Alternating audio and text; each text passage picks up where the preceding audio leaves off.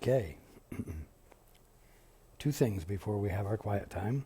The first thing is, and I'll try to get it out quickly, if for any reason we lose the broadcast during the study group, we won't stop. We will continue and have an audio recording which, when the meeting is over, we will get uploaded as quickly as possible so everyone can have the audio to listen to. Now, the second thing is, before we have our quiet time, let's all get on the same page. If you're in the Sparkly book, it's page 355, the second full paragraph. If you're in the second edition, it's page 308, paragraph 9, sentence 2. If you're reading from the first edition, it's page 287, the first full paragraph, the second line. If you're reading from the JCIM, it's page 149, the third full paragraph. And if you're reading from the CIMS edition, it's page 299, paragraph 31. Okay. Let's take a few moments to be quiet together.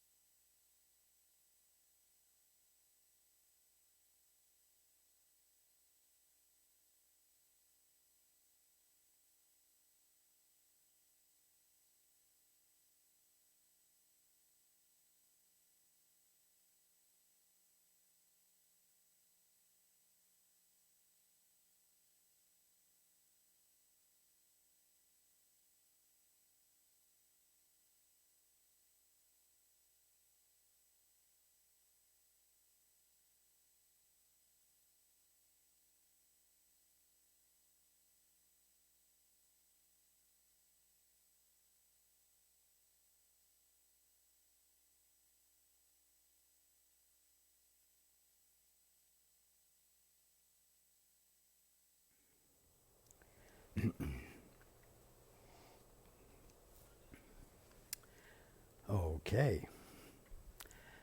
Good evening.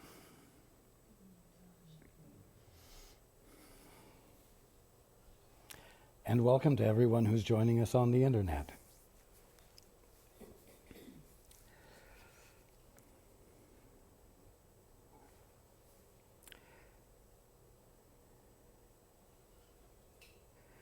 One of the disturbing lessons in A Course in Miracles is the one that says, nothing I see means anything.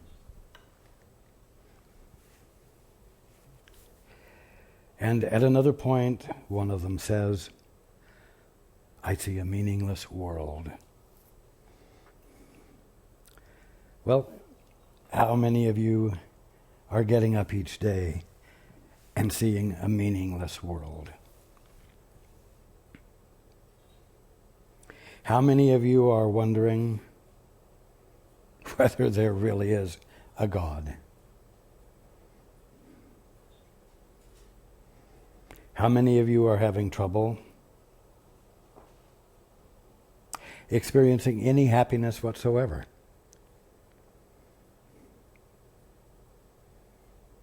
Because you're seeing a meaningless world. Well,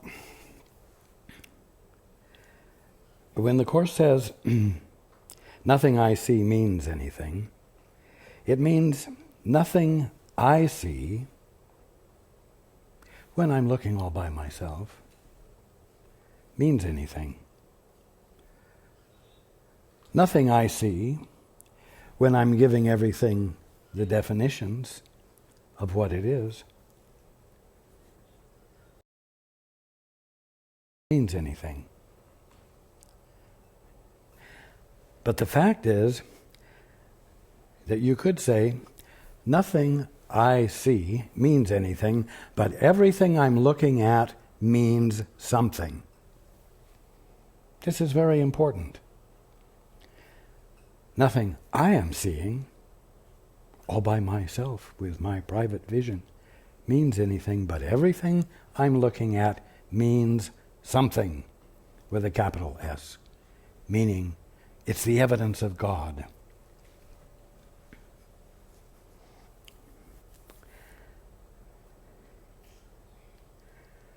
So,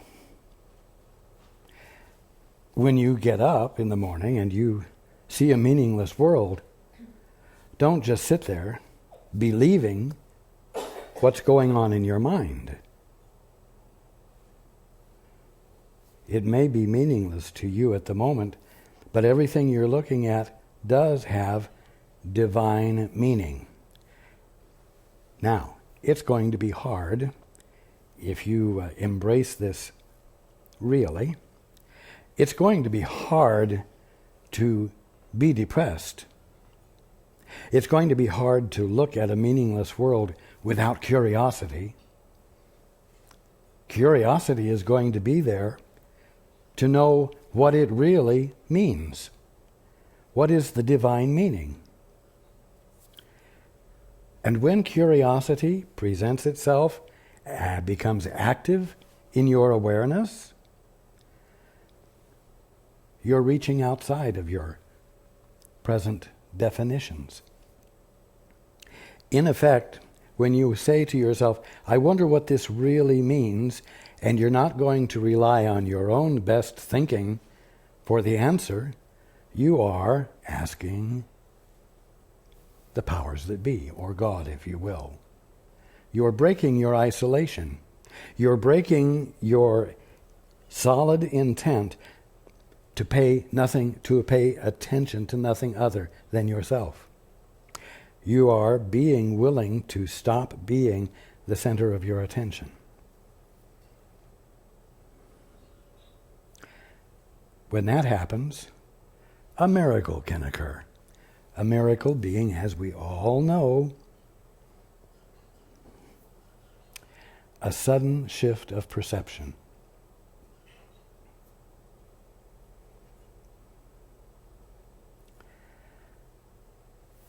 Again, when you are willing to abandon the position of, quote, the center of your attention, unquote, and you are willing to inquire of God, to be curious of God, to know what the truth is, there will be a shift of perception. Because you're abandoning littleness for magnitude.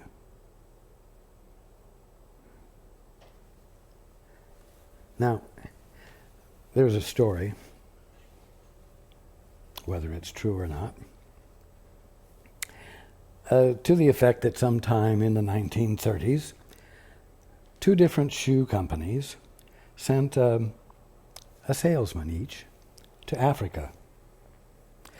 And after a few months, one of the salesmen was not sending orders back to the main company in the U.S., and they sent a cable to him and said, what's the problem? And the salesman wires back, it's a disaster. No one wears shoes. Now, the other salesman was sending back order after order after order for large quantities of shoes. And they were curious as to why he was so successful. And so they cabled him. And he cabled back, it's miraculous. No one here wears shoes.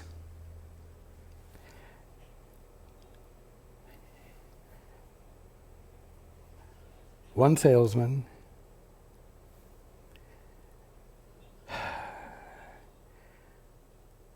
took things at face value, you might say. No one wears shoes. No one had ever worn shoes. It was foreign to them. And there would be no way to get them to change their ways. And so he had no success. But he could have had a sudden shift of perception so that the very thing that he saw as a problem, that being that no one wore shoes, would become the focus of great success. Because no one wore shoes, everyone needed shoes. Now, when you get up in the morning, how are you going to look at your world?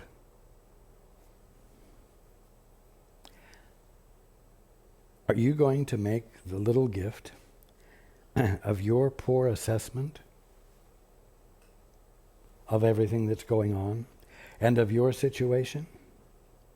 Are you going to adopt the poor assessment that your news broadcasters are presenting? Or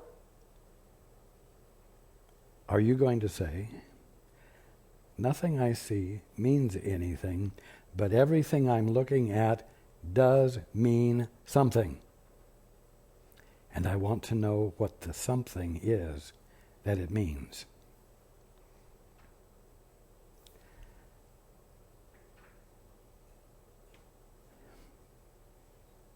Now,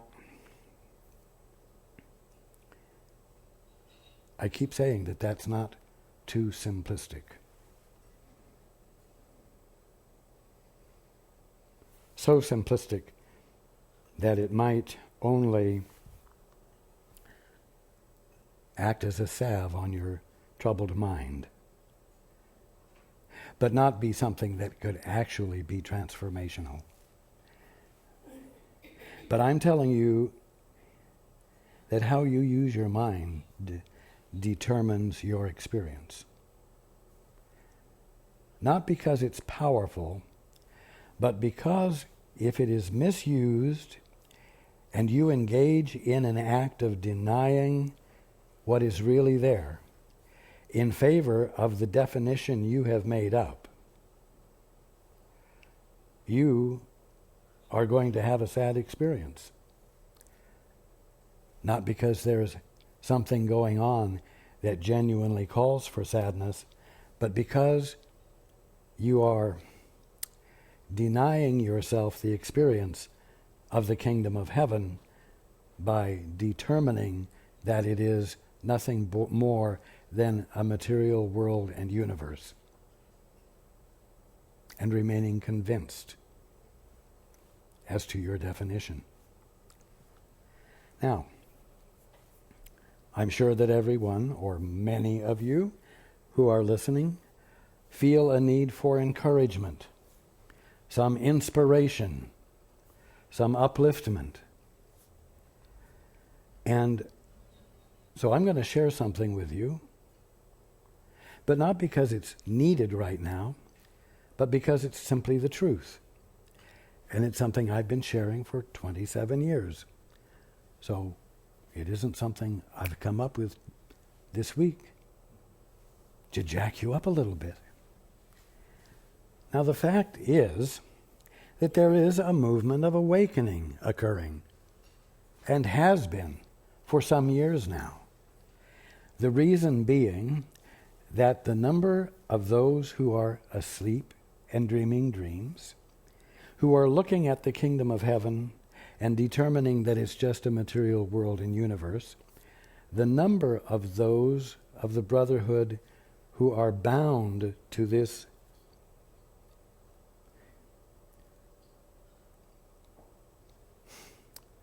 small gift of their personal thinking is dwindling because they are awakening. And as a result, the bond, you might say, between those who are still sleeping, the bond of their mutual agreements as to what the meaning of everything is weakening.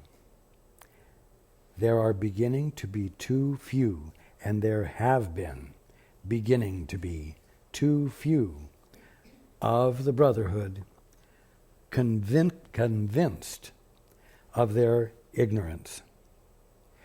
And as that bond weakens, there is more and more spontaneous awakening. It is inevitable. And every single one of you today is in a better position than you were 20 years ago, because the density of the dream is actually less than it was. Therefore, the bonds that seem to hold you do not have the apparent structural integrity to hold you tightly any longer. Now,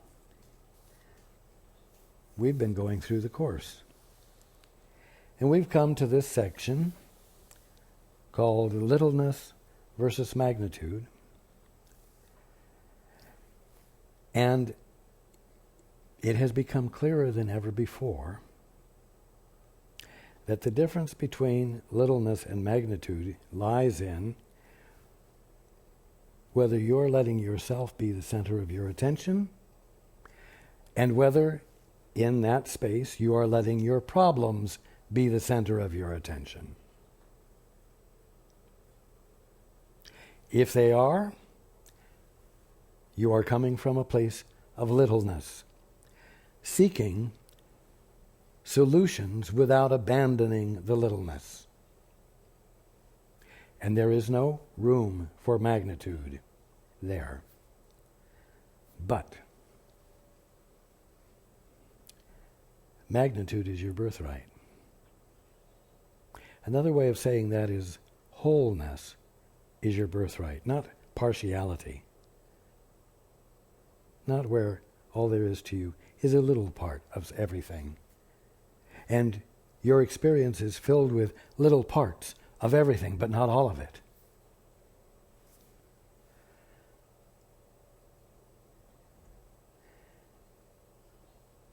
Now, when you are willing to abandon being the center of attention, and you're willing to let God be the center of attention, by always asking God, what does this mean? What does that mean? What is really going on here? What's the divine fact that has to be going on in order for me to be having a misperception of it? What is the perfect perception of it that will eradicate the misperception and the suffering that accompanies my strong belief in my misperception?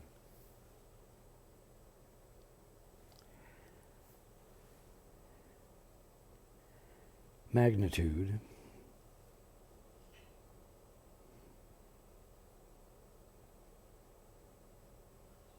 you could say has to do with size. It's more like volume. If you have a humongous ball and you fill the center of the ball up with air or water, there is a certain volume inside the ball. Now, when we speak about littleness versus magnitude, when we talk about the difference between privacy and opening up to God, we're talking about leaving an enclosure for infinity.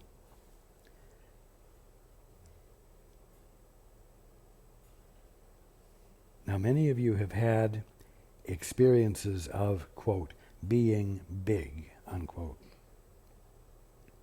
where you were no longer in the location that you had experienced yourself in. And although everything in that location is still there, you are embracing it all instead of being a small thing in the middle of a big environment. You experience being the environment in which all of it is going on, and there's no other way to describe it except you are big. The volume of you embraces more than you've ever experienced before. Now, when you abandon littleness, when you abandon privacy, and you open up to God and you let God be the center of your attention, you will experience or have a changed experience. You will not experience everything in the same way that you always had when you were insisting on littleness, when you were insisting on being the center of your attention. Ultimately, magnitude means infinity. Infinity as the environment of consciousness. Infinity as the size, if you will, of mind, of being aware, of being the conscious experience of everything infinitely. It means that you will experience everything with God's vision. There's no other way to put it. And because all is embraced within the environment of your mind, which is itself magnitude or infinity, there is no room and no experience of, there's no room for or experience of partiality. There are no longer little parts. There are infinite aspects of the oneness, but no private, separable parts. Because of that, the experience is one of absolute safety. The experience is of such integrity, or I will say integrity of such magnitude, that it is actually inconceivable to imagine that there could be such a thing as threat.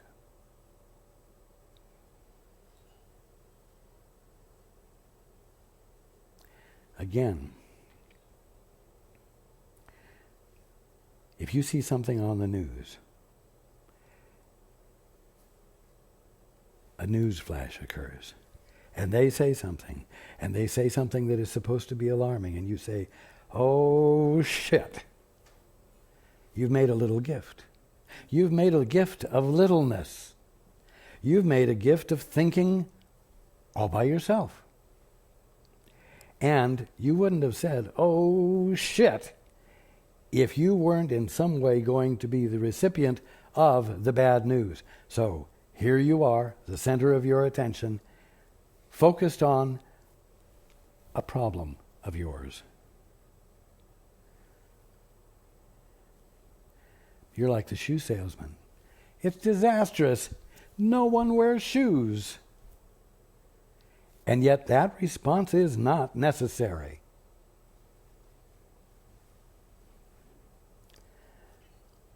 Another phrase in the course community is, that everyone knows, is, "There is another way to look at this." Oh, it rolls off people's lips with such ease.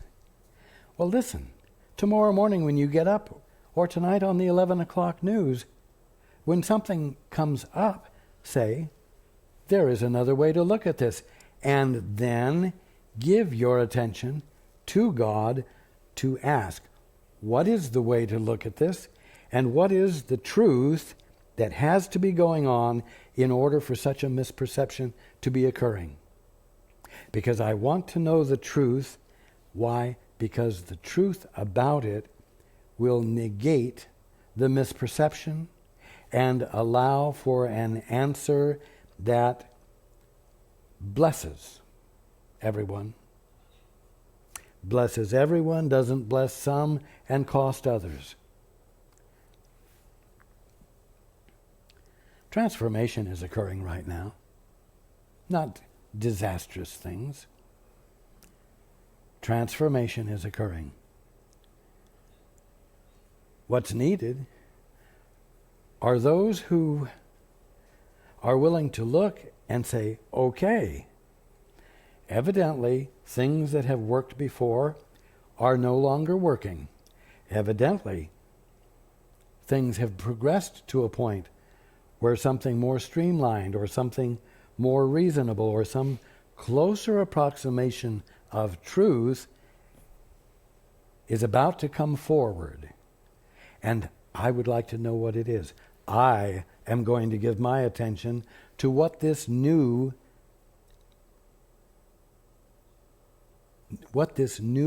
is. What this transfiguration is.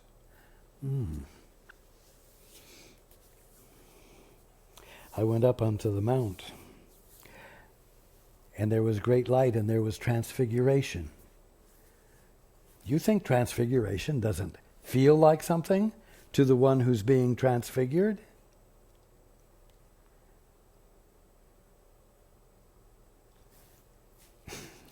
And what do you think would happen if you resisted transfiguration when it was happening?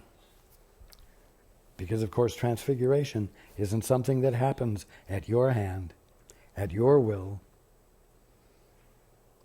And so if you're going to try to resist what comes from, for lack of better words, a greater power, an act of divine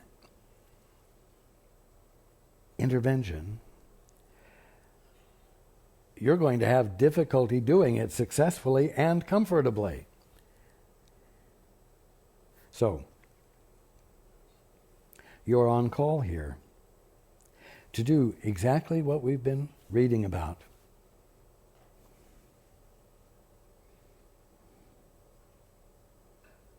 You're on call to do the two-step. You're on call to become the shoe salesman who sells lots of shoes. You're on call to experience a sudden shift of perception that allows you to be the facilitator of what?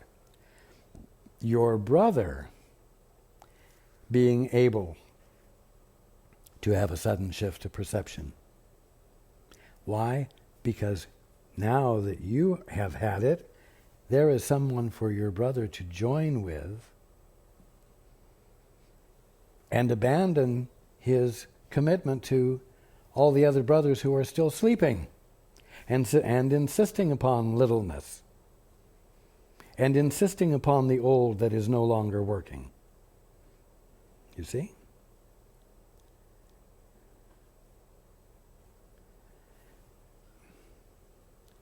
Oh, what can you do? You know, this has to do with banks, and this has to do with the economy, and I don't have a pot to pee in. I have no means. Well, that's your gift of littleness. Stop making little gifts. Stop it. It's time to have the joy of being in your world that you have thought was a material world and universe. It's time for you to be in the world and have a new vision. It's time for you to have the curiosity to see the kingdom of heaven that it is. And it's time for you to turn to God for a visual aid, if you will. Ask Him to show you. Ask the Holy Spirit to show you. Ask those who are awake to show you the new vision. And suspend your practice of doubt and fear and depression. Just suspend it. You can do it.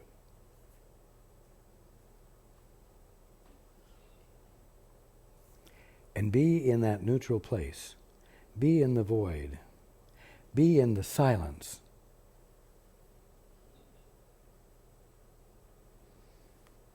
Where you're not thinking for yourself and you're not thinking about yourself.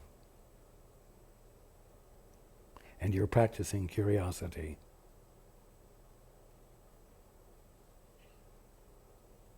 And you know what?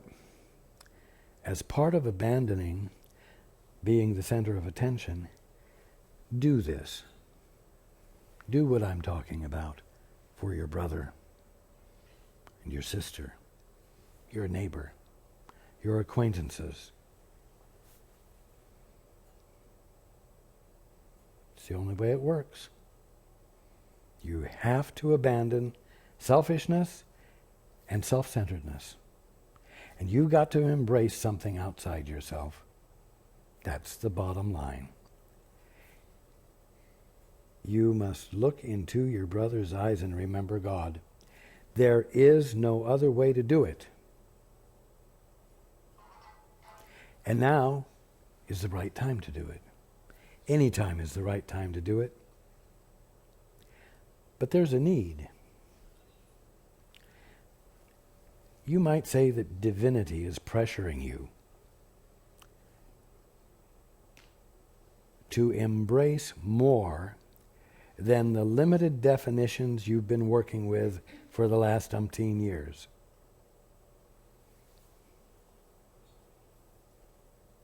That's a wake-up call.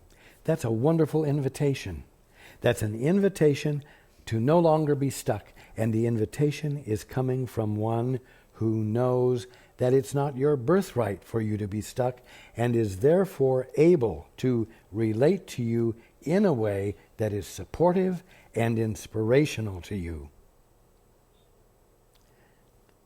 Because the very fact that you're being asked to do it is a statement that you are capable of doing it. That you are able to be in a new way. Right here, right now. Of course, it's going to change the way you relate to your neighbors and friends and family. Because you're not going to commiserate about, all the horrible stuff that's going on in the world and the duplicity and the dishonesty and the on and on and on and on. Because, of course, every bit of that is you thinking and sharing your thoughts. You thinking all by yourself and sharing your thoughts. And, of course, if there's negativity attached to what you're saying, it's because at the bottom line, in some way, you are feeling vulnerable because of what's going on. So there you are, the center of your attention, and there your problems are, the center of your attention.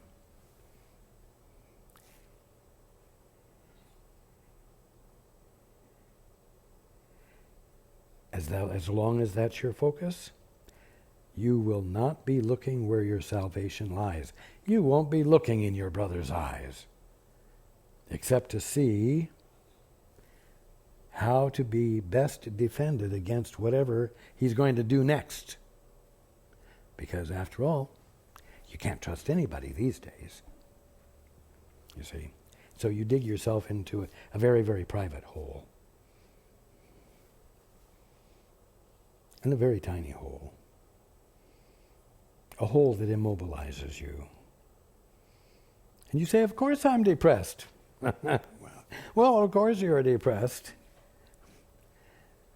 Because you're digging a hole and climbing into it and saying, there is no other way to look at this. There is no other way to look at this. The world is going to hell in a handbasket. It actually is. And if it isn't, the recovery is going to be so protracted that I won't be around to enjoy the result, and heaven knows if my children or their grandchildren will.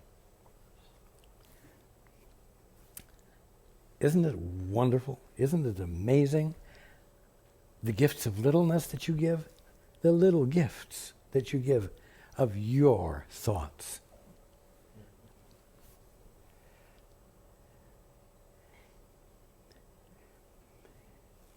The only thing is that it's like you have a paintbrush and you dip the paintbrush into your thoughts and you paint your face and you paint your head, you dip it in, you paint your arms and you paint your body, and you become the image of your little gifts. Wow. When the fact is that you are the Holy Son of God Himself. And the Holy Son of God Himself is painting Himself with littleness and believing the definition He has covered Himself up with. I am not the Holy Son of God Himself. There is no God. If there was a God, these things wouldn't be happening in the world. And if we were the sons of God, we wouldn't be doing these things in the world. Well, I'm telling you something real simple and something very profound. You are the sons and daughters of God doing these silly things. And because you're the sons and daughters of God, you don't have to do these silly things. No one is requiring it of you. Circumstances are not requiring it of you. Life isn't requiring it of you. Quote, the way things work, unquote, aren't requiring it of you. It's something you just decided to try out. And by damn it, you're doing it. And it's just really hard to see that you're damned by what you're doing by damned.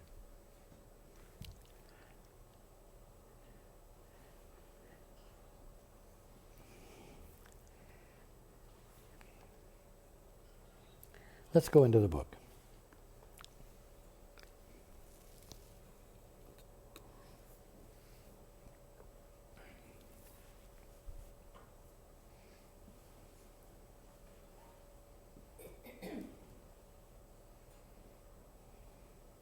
And I want to back up just a moment in the previous paragraph.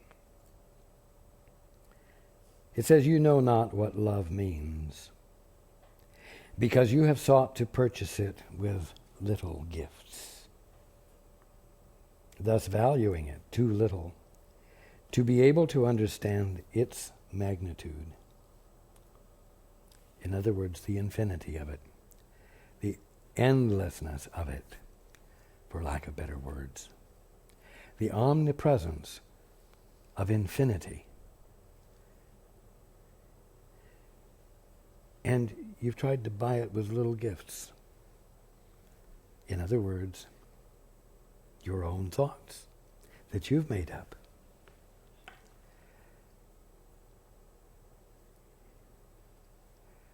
So, continuing on, remember that you learn not for yourself alone, no more than I did. You see, it's just not about you. It's not all about you. You're not the center of attention. You're not the focus of attention.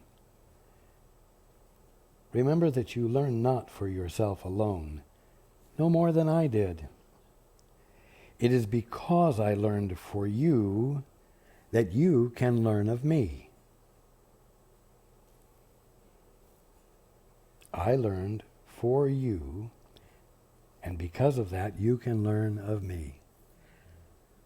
Now, that needs to be translated into something practical for you. When you learn not for yourself alone, but for your brother, then your brother can learn of you. That's the way it works. It is because I learned for you that you can learn of me. And when you have learned for your brother can learn of you.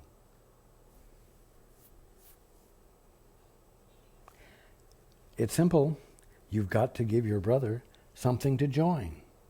Something other than the brothers who are all sleeping and dreaming and committed by their mutual agreements to sleep and dream and suffer from being unconscious of what they divinely are. I would but teach you what is yours. And that's what I'm doing all along here. I would but teach you what is yours, so that together we can replace the shabby littleness that binds the host of God to guilt and weakness. What's the shabby littleness that binds the host of God? And who's the host of God? Each one of you is the host of God. Each one of you is the place where God presents himself.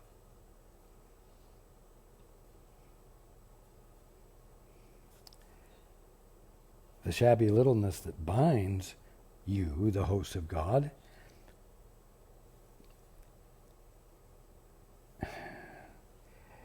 is the practice of thinking for yourself and then sharing what you've thought up.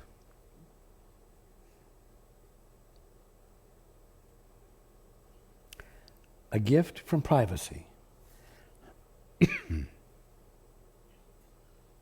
A gift from isolation.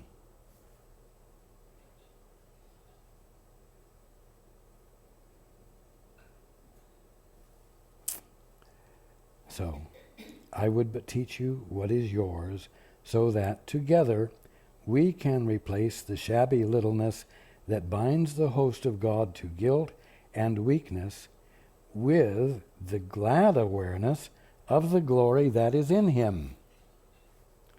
Now I'm sharing with you the glad awareness of the glory that is in you by pointing out to you that no matter who you thought your parents were and what sperm and what egg created the organism that you are, your mother, father, is God. And always has been. And as the son or God, daughter of God, you are the Christ. And have always been. And in spite of the fact that you've been behaving and believing, you have been behaving as though you are not the Holy Son of God, and believing it,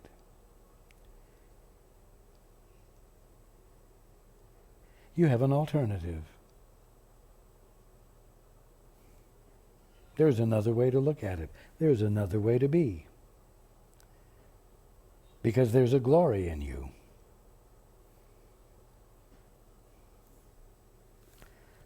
Now, I'll tell you something. When you get up in the morning and you look at this meaningless world and you see how awful things are and you feel depressed and you do not feel the motivation for getting up and taking a step anywhere, not even into the shower,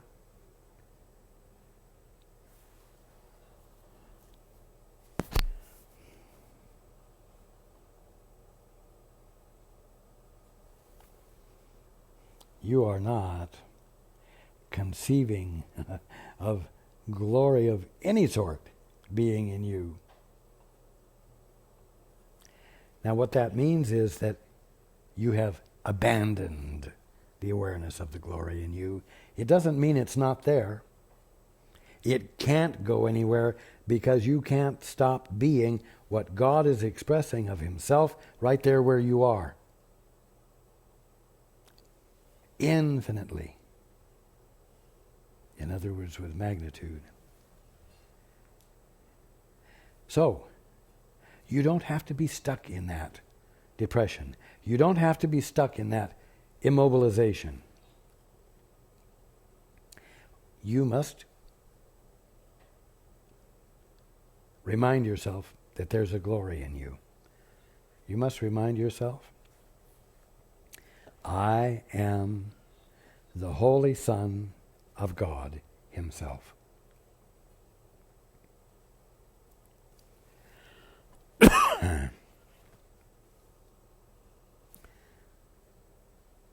When you say that, what are you doing? You're abandoning being the center of attention. You're deferring to God as the presence that is right where you are, being what is right there where you are. I am not my own self-creation. I am the Holy Son of God himself.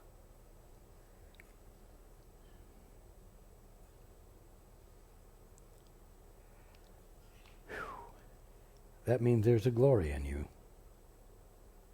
That means there's a magnitude, a wholeness, an infinite wholeness to you, in which your absolute security lies, in which your invulnerability is an undisturbable fact. And even though you say, yeah, right, then how come I'm experiencing it now? If I were really the Son of God, I wouldn't be experiencing it if all of this was true. Wrong. You will experience it as long as you choose to be the center of attention. As long as you are denying what you are, you will not be comfortable. You cannot be in a state of self-denial and be sane or comfortable.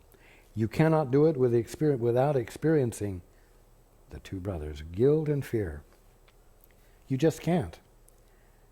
But you can stop having the experience if you'll stop holding center position. So,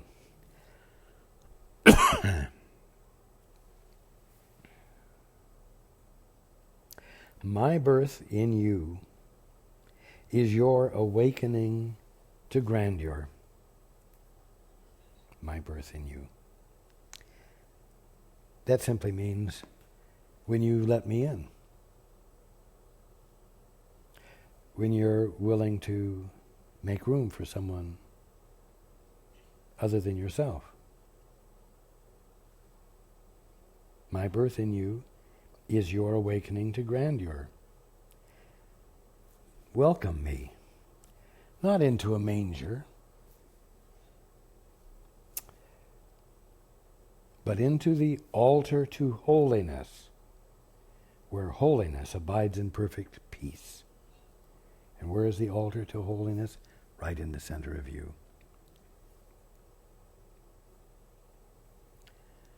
Now, that means welcome me not into a small, tiny, limited, negative assessment of you.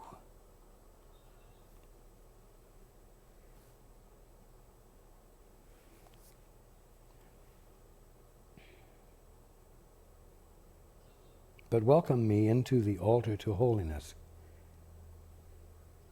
into the middle of the Holy Son of God himself, where there is grandeur, where there is glory. Invite me in there. Invite me into the beautiful environment of your being,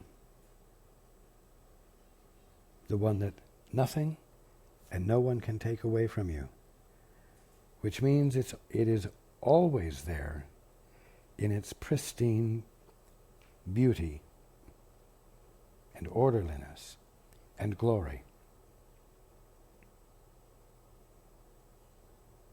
Welcome me not into a manger, but into the altar to holiness, where holiness abides in perfect peace.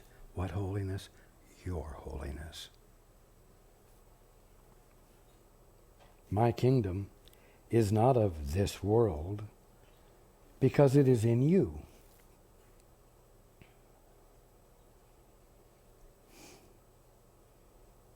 Your kingdom is not of this world. Your kingdom is not of this world you have thought up.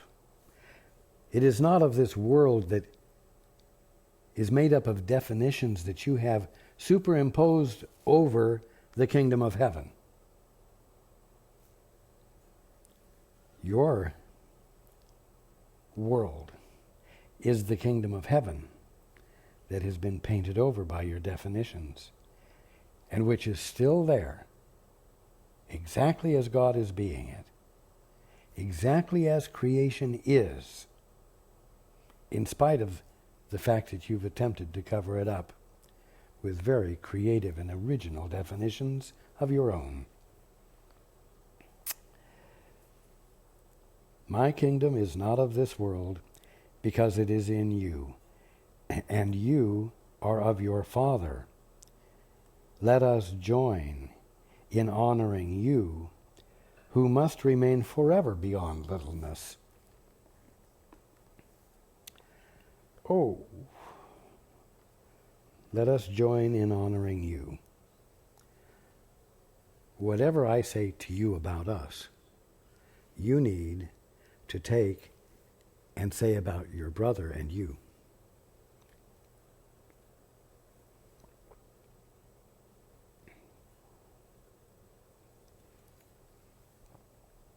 If I'm the way shower, you're the way shower. Whatever I do, because it reflects the Father's will, you will do because it reflects the Father's will. And because that's the way things work. Let us join, let you and I join in honoring you, who must remain forever beyond littleness. And then you turn to your brother, and in behavior, in actions, in ideal, in intent, join in honoring him who must remain forever beyond littleness.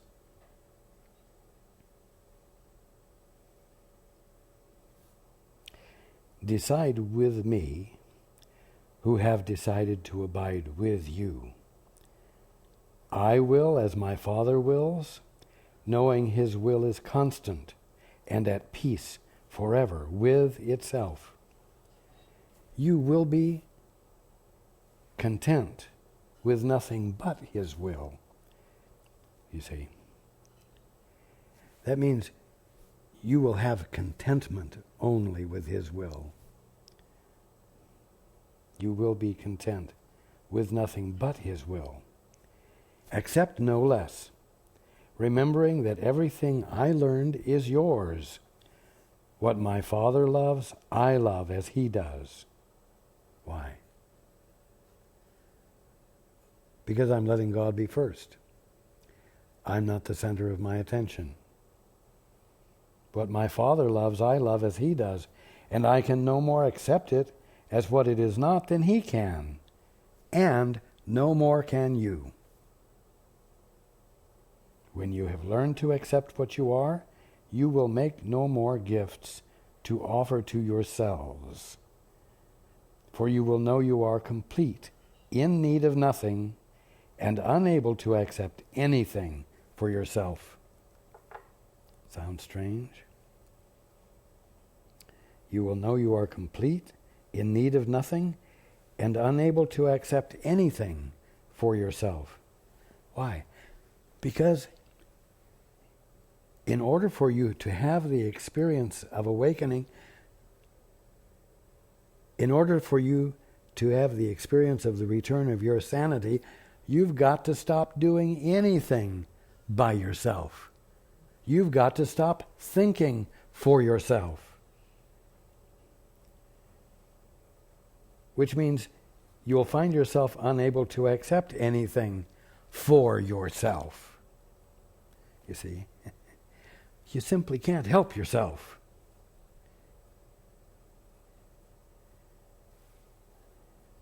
And you realize that when you give up being the center of your attention. Now, you're unable to accept anything for yourself, and that doesn't constitute a sad incapacity on your part. Because in the absence of doing anything for yourself, by yourself, you find that you are whole, complete. You find and experience the magnitude of your being. You find that you're in need of nothing. You are whole. But you will gladly give, having received. From the experience of wholeness, you don't need to get. And from the standpoint of wholeness, what you see is wholeness. And so when you look at your brother from wholeness, you will see your brother's wholeness, and you will make the gift of wholeness to him, allowing him to abandon his little gifts and to join with you, and to abandon the brothers who are committed to sleeping and dreams. And together you will wake up. You will gladly give, having received. The host of God, you needs not seek to find anything.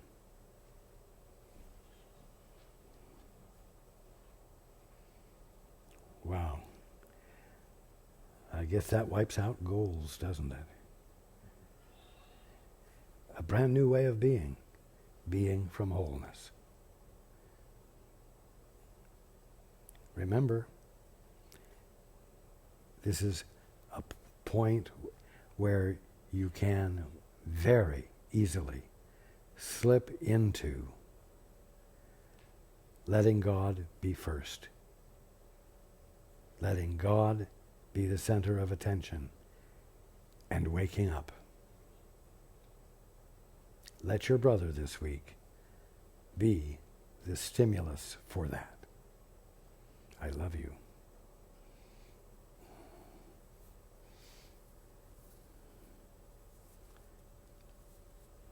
Be ready for, be willing to move with, and be the evidence of transformation. Okay.